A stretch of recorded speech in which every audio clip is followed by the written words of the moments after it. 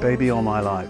The thing I remember about that was you played the lap steel solo on it, which... Did I? Yeah, and I was just learning the lap steel then because I'd never played. Because I gave you a lap steel, this old Selma, for your wedding present. That's right. And I gave Angie, and this is Shez's wife, a Hawaiian hula skirt. That's right. So she's not worn it yet. No. Probably framed. So she could dance while you were playing the Hawaiian guitar. But I remember doing the Hawaiian solo on Ladies Bridge. Yeah. That song, but I can't remember doing it on, you said it was me. You did, yeah, and you played it in octaves, and I remember thinking, there's no way he's going to get this together. And it was one take. Yeah? Was it? Yeah, it was, yeah. That's the thing I remember mostly about that tune, but we've done it various ways. I noticed we've had to put the key down now when we do it. Yeah, because the original key was in D? C.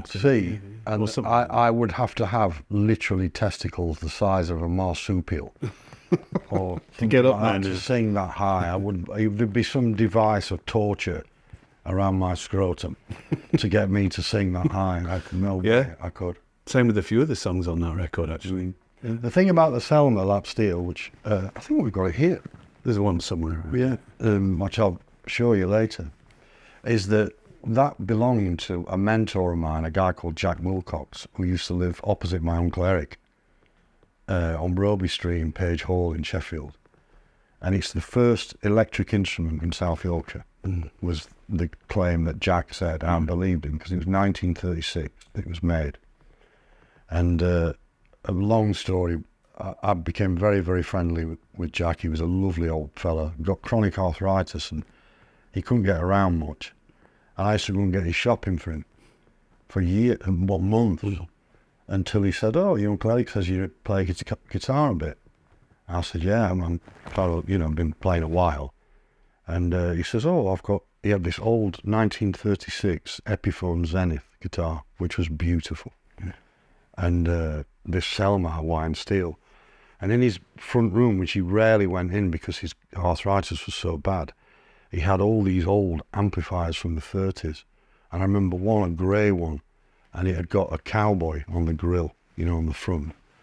And Jack died when I was 16, and I discovered his body, actually, and that was really traumatic. And he didn't have much money at all, so he left a note saying he'd left everything to me, because he didn't have any family.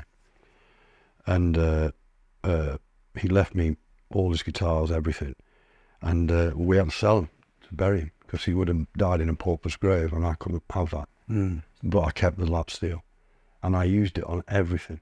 Every single record there's a bit of Jack on, because I used it on my first Peel session with Treebound Story, when we were 16, 17, something like that. Well, yeah, that then.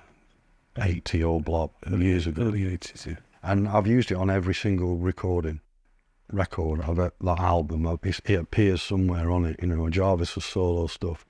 I used it on Sunrise by Pulp, played it with Nancy Sinatra. Yeah. And it's pretty much on just about everything I've ever done, either produced or recorded, Yeah, I played it a bit as well. Scott Walker, used it with Scott. So there was a bit of Jack playing with him, He's everywhere.